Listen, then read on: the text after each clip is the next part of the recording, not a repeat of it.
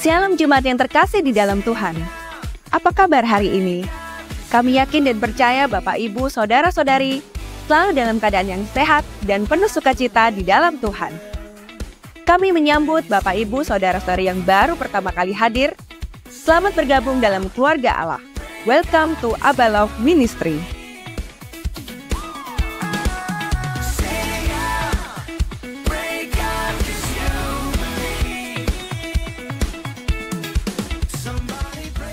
Berikut beberapa informasi ibadah dalam minggu ini.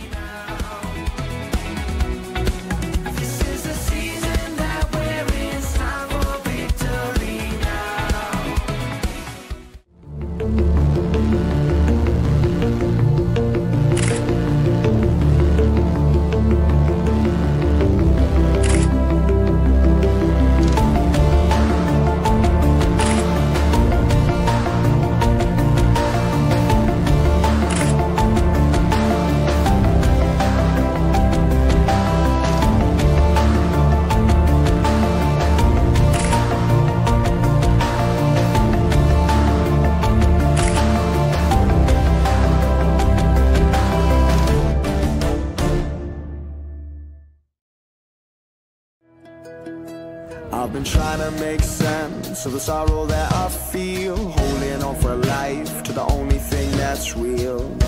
I've only scratched the surface, I've barely had a taste, but just a glimpse draws my heart to change, and one side of you lays my sin to waste. I don't need to see everything, just more of you.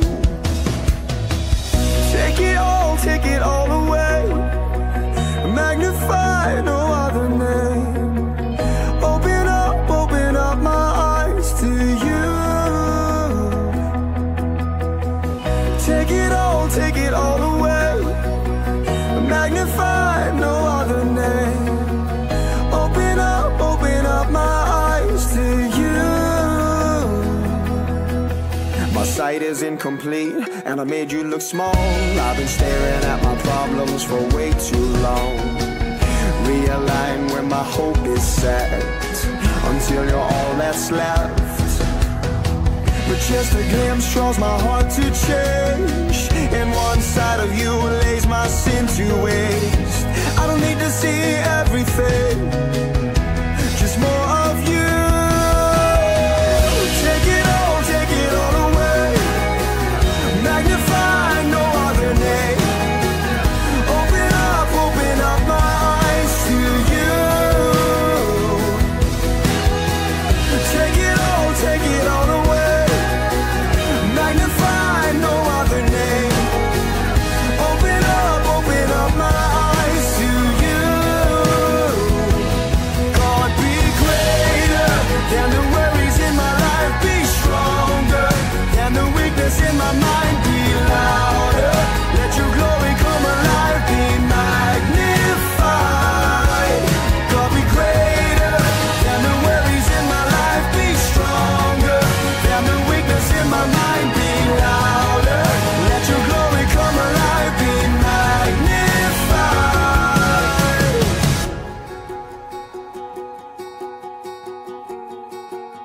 Be magnified.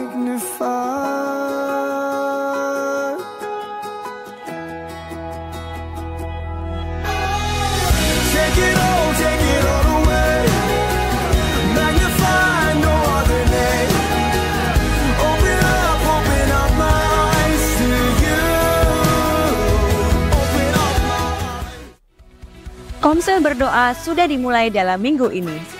Dan penutupan doa akan dilaksanakan pada hari Jumat, tanggal 23 Februari 2024, pukul 7 malam bertempat di lantai 3 Abba Love Bali. Seluruh jemaat diundang untuk ambil bagian dalam penutupan doa ini.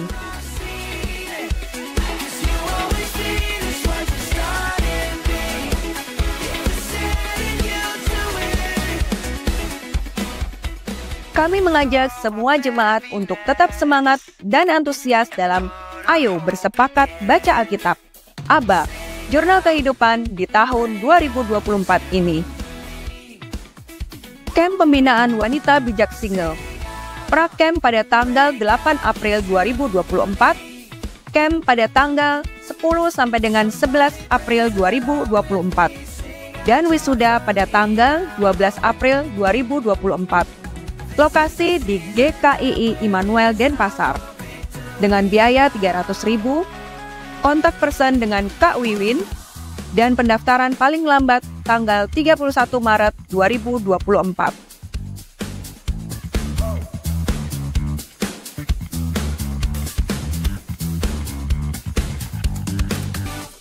Jemaat dapat memberikan persembahan persepuluhan dan pelayanan di BCA atas nama Beta Sandi Tenggara, dana misi di BCA atas nama Doni Freddy, persembahan misi di BNI atau melalui QR Code berikut ini. Jemaat juga dapat memberikan persembahan melalui kotak yang telah disediakan. Setiap usaha dan karyamu hari ini, bawalah di dalam doa agar Tuhan menyempurnakannya. Tema kita tahun ini, berbuah dan bermultiplikasi. Demikian ABNS Update dalam minggu ini. Segenap kru yang bertugas mengucapkan, selamat hari Minggu, Tuhan Yesus memberkati.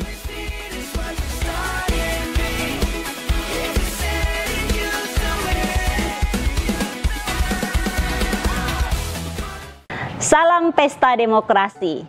Suatu anugerah Bapak Ibu setiap kita bisa memasuki tahun 2024 dan di tanggal 14 Februari kemarin setiap kita baru memberikan hak pilih kita dalam pemilu serentak yang dilakukan di bangsa ini. Bapak Ibu, tema jemaat Abalov di tahun 2024 ini adalah berbuah dan bermultiplikasi. Bagaimana setiap kita jemaat masuk dalam proses untuk berbuah secara holistik dalam kehidupan kita, baik roh, jiwa, dan tubuh, dan setiap kita bermultiplikasi. Dan 3 bulan ke depan, di bulan Februari sampai April ini Bapak Ibu fokus khotbah, tema khotbah yaitu berbicara tentang tertanam. Ya, pertanyaannya, mengapa setiap kita jemaat perlu tertanam? Karena hal yang paling mendasar dari proses berbuah dan bermultiplikasi Bapak Ibu adalah tertanam. Dan untuk bisa bertumbuh, setiap kita perlu ditanam. Ibarat kata benih Bapak Ibu. Benih itu untuk bisa bertumbuh menjadi benih yang hidup, benih itu harus ditanam. Jika benih itu tidak ditanam, dia akan menjadi benih yang mati. Dan yang ketiga, mengapa kita perlu tertanam Bapak Ibu? Karena untuk menjadi berkat, kita harus melalui proses dan dimulai dari ditanam Bapak Ibu. Karena setiap kita pasti rindu kehidupan kita dipakai Tuhan untuk menjadi berkat bagi orang lain. Dan pertanyaannya, bagaimana kita bisa tertanam? Ketika setiap kita memutuskan untuk tertanam dalam gereja lokal Abalov Ministry, gereja lokal Abalov di Bali Bapak Ibu, ya. Apa yang bagian kita?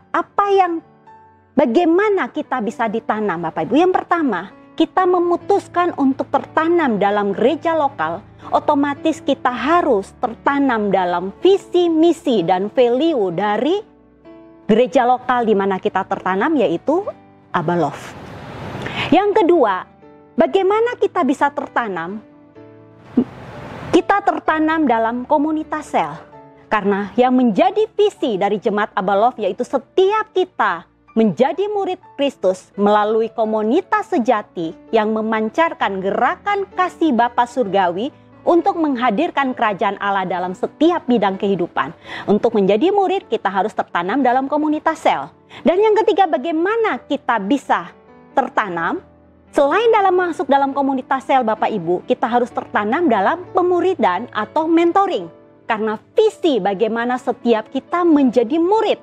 Untuk menjadi murid, kita harus dimuridkan Bapak Ibu. Pertanyaannya, bagaimana kita bisa tertanam Bapak Ibu? Ya. Kita bisa tertanam ketika Bapak Ibu memberikan diri untuk tertanam dalam jemaat lokal di tempat ini. Yang pertama, kita perlu tertanam dalam visi, misi, dan value dari gereja lokal di mana kita tertanam. Yang kedua, kita perlu tertanam di dalam komunitas sel. Dan yang ketiga, kita perlu tertanam dalam pemuridan atau mentoring. Dan hari ini Bapak Ibu, saya mengambil tema khotbah saya yaitu tertanam dalam pemuridan atau mentoring Bapak Ibu. Mengapa setiap kita perlu dimuridkan atau memuridkan Bapak Ibu? Saya ulangi lagi pertanyaannya, mengapa setiap kita jemaat Abaloh perlu dimuridkan atau memuridkan? Ya, yang pertama Bapak Ibu, supaya kita semakin diubahkan serupa dengan Kristus. Mengapa kita perlu diubahkan serupa dengan Kristus? Karena desain awal waktu Allah menciptakan manusia di Kejadian 1 ayat 27, Bapak Ibu bisa lihat, saya bacakan. Maka Allah menciptakan manusia itu menurut gambarnya. Menurut gambar Allah diciptakannya dia, laki-laki dan perempuan diciptakannya mereka. Jadi kenapa kita perlu dimuridkan atau memuridkan Bapak Ibu? Supaya kita semakin diubahkan serupa dengan Kristus. Setiap kita memiliki karakter Kristus. Yang kedua Bapak Ibu, mengapa kita perlu dimuridkan? Supaya setiap kita Bapak Ibu memiliki hati Bapa dan hati anak. Hati Bapa itu apa Bapak Ibu? Hati Bapa yaitu punya empati akan jiwa-jiwa.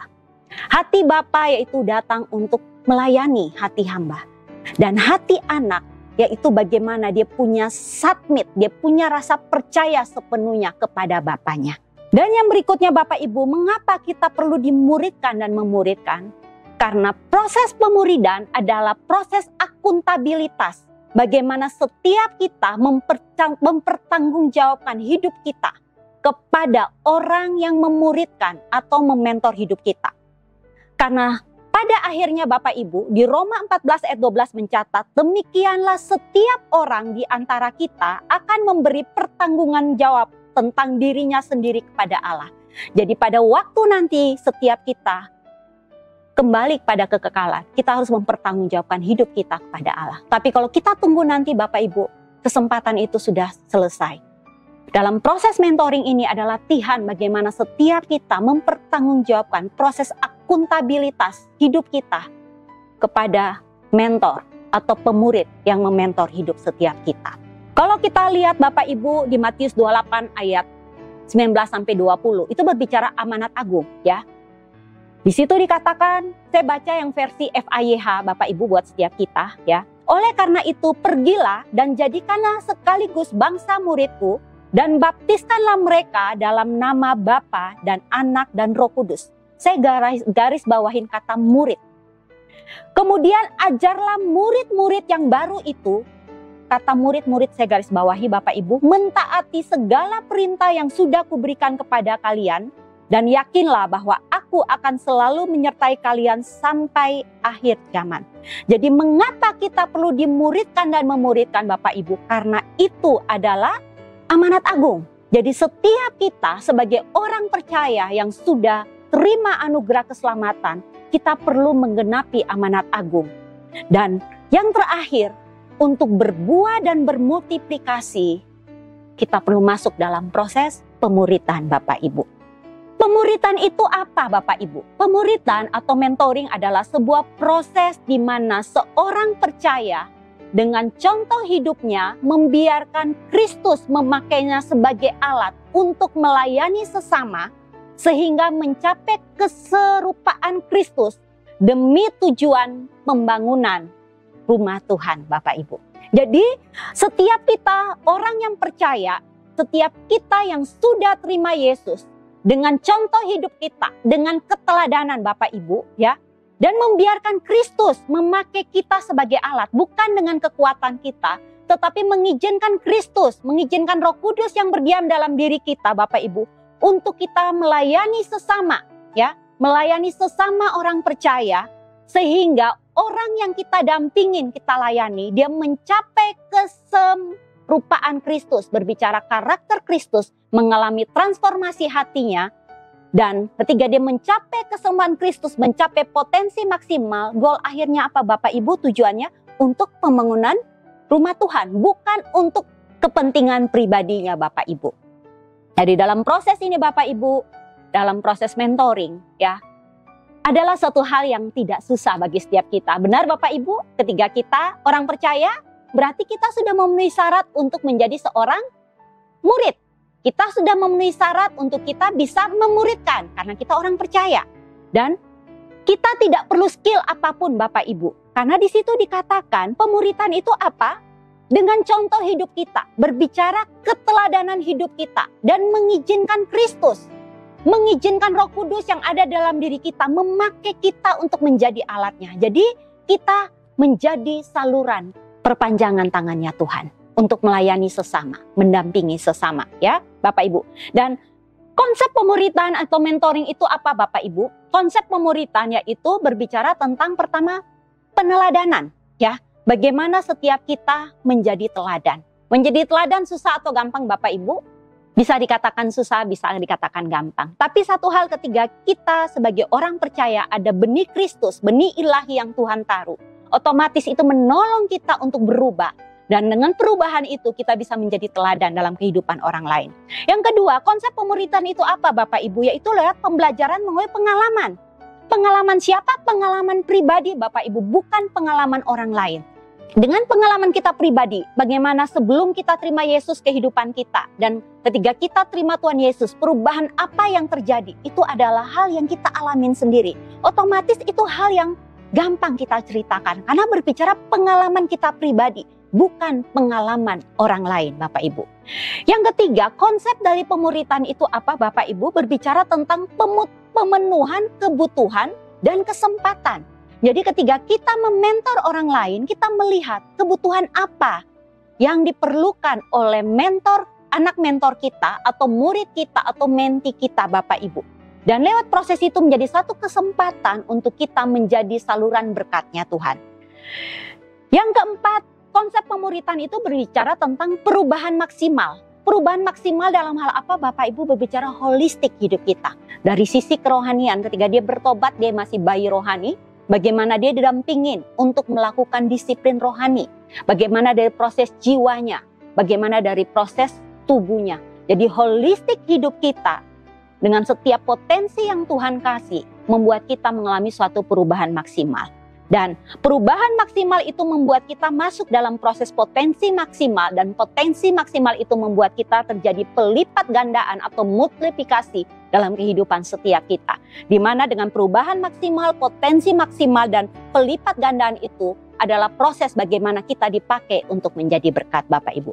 Dengan konsep pemuridan seperti ini Bapak Ibu, adalah satu hal yang setiap kita orang percaya bisa melakukannya. Dan di mana pemuridan itu Bapak Ibu, goalnya Bapak Ibu dari kondisi kita sekarang ya, dalam proses pemuridan dengan konsep tadi, goal akhirnya bagaimana setiap kita mengalami keserupaan Kristus. Saya mau cerita kesaksian saya Bapak Ibu. Ya, saya awal bertobat SMP kelas 2 Bapak Ibu ya, saya bertobat, saya background adalah minder. Saya gambar diri yang rusak, prosesnya banyak hal membuat saya tidak berani ketemu dengan orang, saya tidak percaya diri, bahkan saya punya mindset yang salah tentang pribadi saya. Saya berpikir bahwa Tuhan menciptakan saya dari rongsokan, karena saya melihat seluruh yang ada dalam tubuh saya semuanya salah, semuanya tidak ada hal yang baik. Proses berjalan Bapak Ibu, waktu saya bertobat saya punya mentor ya, tapi karena saya tidak tahu proses pemuridan, ketika mentor saya mencari saya, banyakkan saya lari Bapak Ibu. Saya menghindar prosesnya. Bahkan ketika cari di rumah karena saya masih SMP, saya mencari berbagai alasan untuk saya tidak ketemu mentor saya. Saya bisa pergi ke rumah tetangga. Bayangkan mentor saya sudah bayar harga Bapak Ibu ya untuk datang ke rumah mencari saya. Tapi saya berusaha untuk tidak ketemu dengan mentor saya. Tapi saya melihat mentor saya orang yang setia. Itu SMP sampai SMA. Dia berusaha untuk mendampingi saya. Di tengah-tengah ketidakmengertian saya tentang pentingnya pemuridan Bapak Ibu. Setelah proses berjalan Bapak Ibu, saya ke Bali, saya kuliah. Dan di dalam proses di Bali, ketika saya berjemaat di Abalok Bali, saya mengikuti satu retreat. Dan di retreat itu berbicara tentang menggambar diri Bapak Ibu. Di situ saya menjadi titik balik. Bagaimana saya belajar menaruh perkataan firman. Setiap pagi saya bangun, Novi kamu adalah ciptaan baru. Yang lama sudah berlalu, yang baru sudah datang. Kamu diciptakan segambar dan serupa dengan Allah. Kamu berharga bukan apa kata orang, tapi apa kata Tuhan. Perkataan firman itu yang saya taruh di dalam hati saya, dan ada proses pemuritan, pendampingan oleh mentor saya yang menolong saya untuk terus bertumbuh. Ada keteladanan yang saya dapat dari mentor saya. Ada pemenuhan akan kebutuhan yang saya dapat, Bapak Ibu. Ada pengalaman yang saya dapat share dari pembina saya. Dan proses yang terjadi secara konsisten dan terus-menerus itu membuat saya mengalami perubahan. Dan banyak potensi maksimal yang terbangun dalam hidup saya. Dan hari ini kalau Bapak Ibu lihat saya bisa berdiri. Tuhan pulihkan gambar hidup saya, Bapak Ibu. Bagaimana dari produk yang minder, saya bisa menjadi orang yang percaya diri. Dan Bapak Ibu tahu goal dari mentoring, yaitu membawa setiap orang yang dimuridkan untuk mencapai potensi maksimal. Sehingga ia mampu melakukan pelipat gandaan, sehingga mencapai keserupaan Kristus. Ini adalah goal dari setiap proses mentoring yang kita lakukan terhadap orang-orang yang kita mentor. Bukan keserupaan dengan mentor, tetapi keserupaan dengan Kristus. Dan dalam proses ini saya mau bawa Bapak Ibu melihat apa yang menjadi bagian mentor atau pemurid, dan apa yang menjadi bagian atau tanggung jawab dari murid dalam proses mentoring, Bapak Ibu. Ya, jadi yang bagian menjadi tanggung jawab atau bagian pemurid atau mentor dalam proses pemuritan, yaitu adalah bina. Kata bina ini adalah akronim, Bapak Ibu.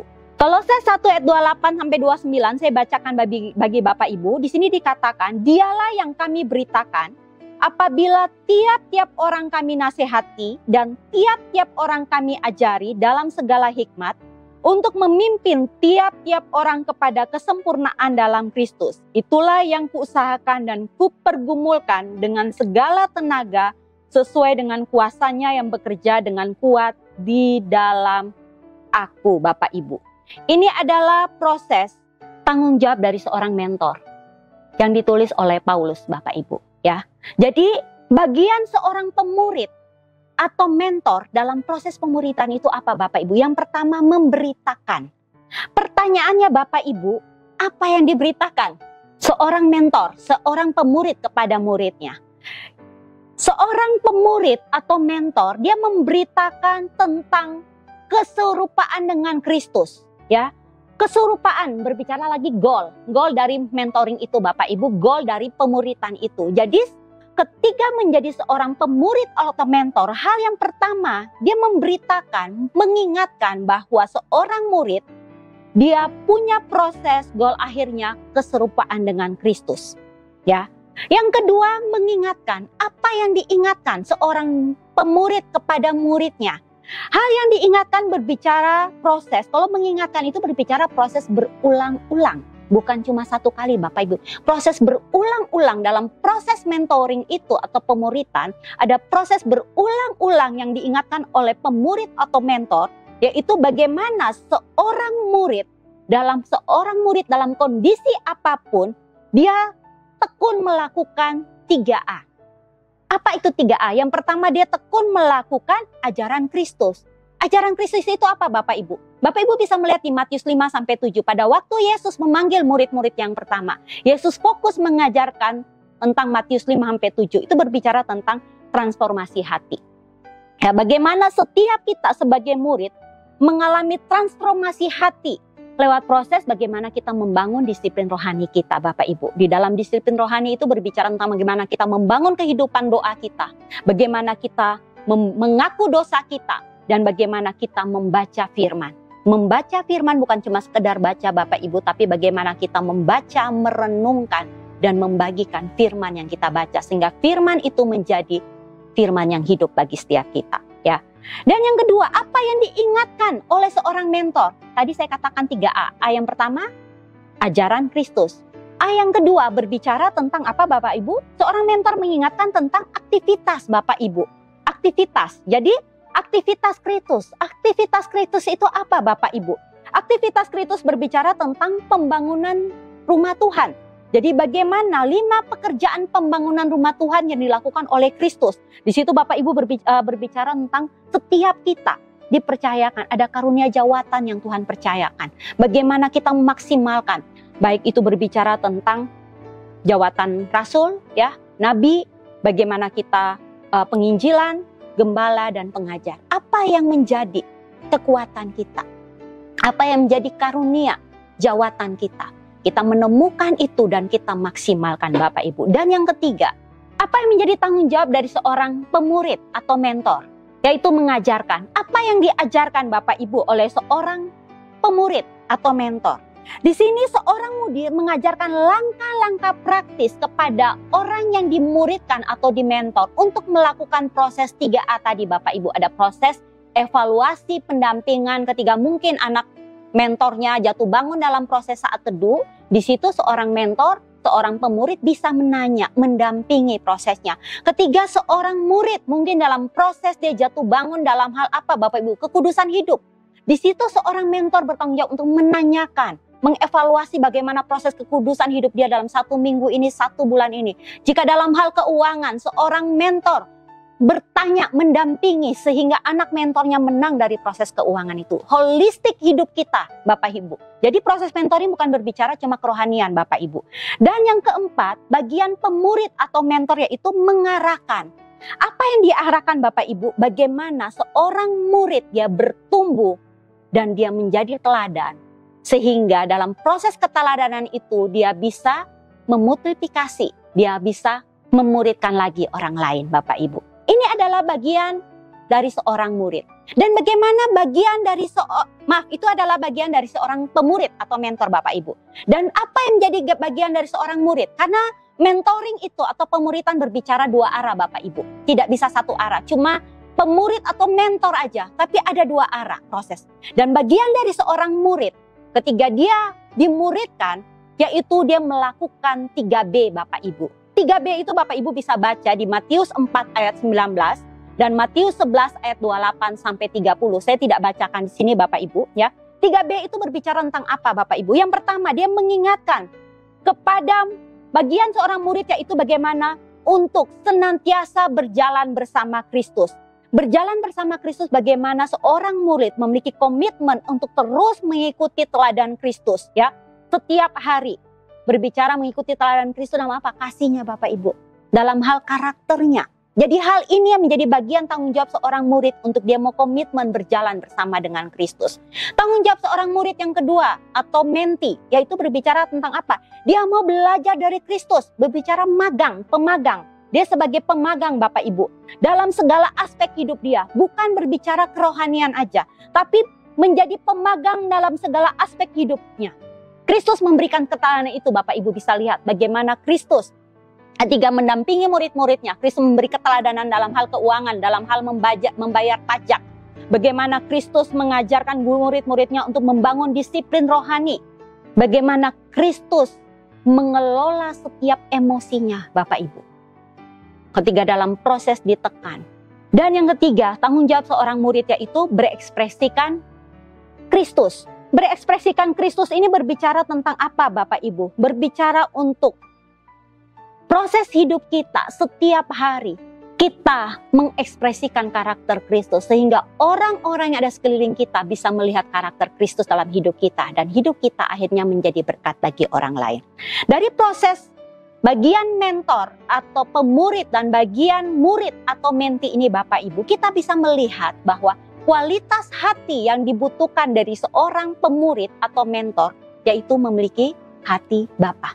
Hati Bapa itu apa, Bapak Ibu? Hati Bapa berbicara dia punya empati terhadap jiwa-jiwa dan memiliki hati hamba, hati yang mau melayani. Sedangkan kualitas hati yang diperlukan dari seorang murid atau menti berbicara dia punya hati anak. Bagaimana dia mau tunduk, submit kepada mentornya atau pemuridnya. Bagaimana dia mau percaya kepada mentornya atau muridnya, Bapak Ibu.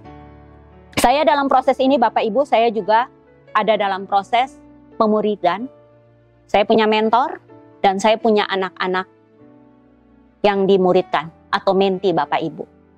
Sebagai murid, karena saya punya mentor saya Kameri, ya. Sebagai murid, saya mengambil komitmen untuk saya submitkan hidup saya. Saya mau mempertanggungjawabkan hidup saya kepada mentor saya.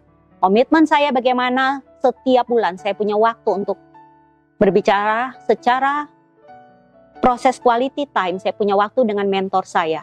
Dan saya memastikan apapun yang terjadi dalam hidup saya, mentor saya adalah orang pertama yang tahu proses hidup saya. Dia bukan tahu dari orang lain. Itu adalah komitmen saya kepada mentor saya.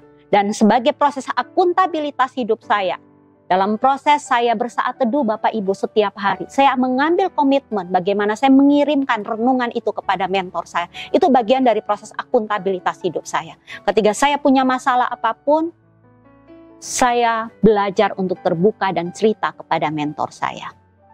Dan ketika saya punya menti, anak-anak yang dimuridkan Bapak Ibu, ketika proses mentoring awal, ada proses yang memang saya minta mereka menjadi mentor saya, karena ada hal-hal tertentu, tapi ada yang mereka minta saya menjadi mentor.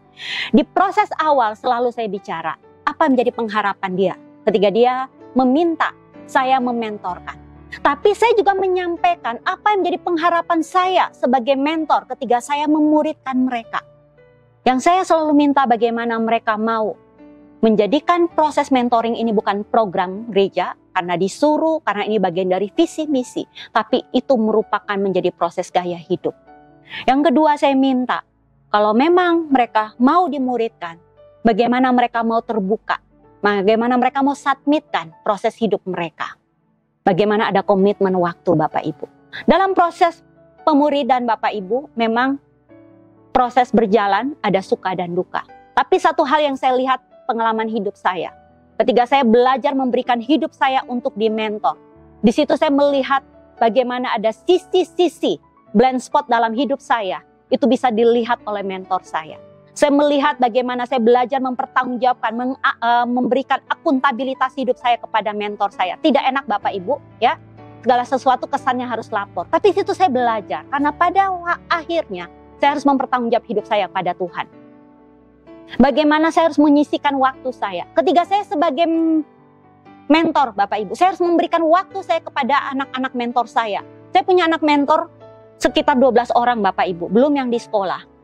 Itu berbicara bagaimana saya harus mengorbankan waktu saya untuk setiap mereka. Bagaimana saya harus bertanya proses hidup mereka. Proses yang tidak mudah di tengah-tengah kesibukan saya. Tapi satu hal yang saya lihat berkat buat hidup saya Bapak Ibu.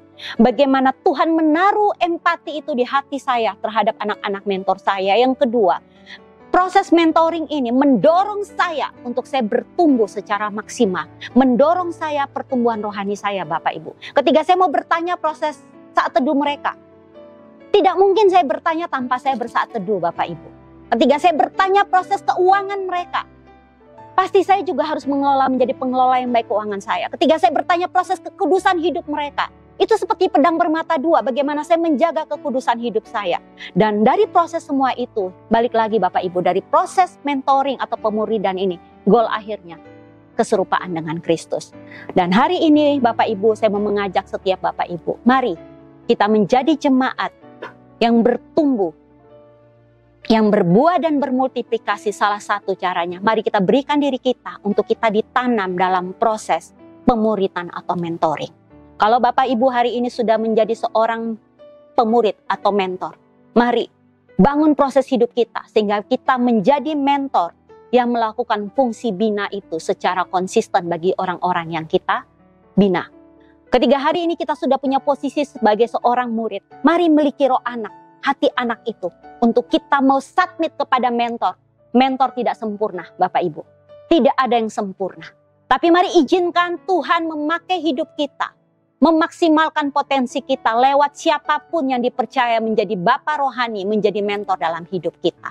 Dan pada akhirnya setiap kita akan masuk dalam proses berbuah dan bermultiplikasi. Dan yang terakhir Bapak Ibu, jika Bapak Ibu sudah percaya Yesus, Bapak Ibu sudah memberikan diri untuk tertanam dalam jemaat lokal. Tapi hari ini Bapak Ibu belum memiliki mentor, atau Bapak Ibu memiliki kapasitas untuk mementor dan Bapak Ibu belum mengambil bagian itu karena alasan apapun. Hari ini izinkan Roh Kudus berbicara dalam hati setiap kita. Mungkin ada proses yang membuat kita tidak berani melangkah mengambil tanggung jawab untuk menjadi mentor atau pemurid. Atau ada hal-hal lain yang membuat kita tidak mau dimuridkan. Izinkan Roh Kudus berbicara dalam hidup kita Bapak Ibu. temukan apa yang menjadi penghalang untuk kita keluar dari penghalang itu. Dan kita melakukan amanat agung yang Tuhan berikan bagi setiap kita. Selamat mempraktekkan amanat agung Bapak Ibu, dan mari kita terus menjadi pribadi yang bertumbuh dan berbuah dan bermultiplikasi. Tuhan Yesus memberkati.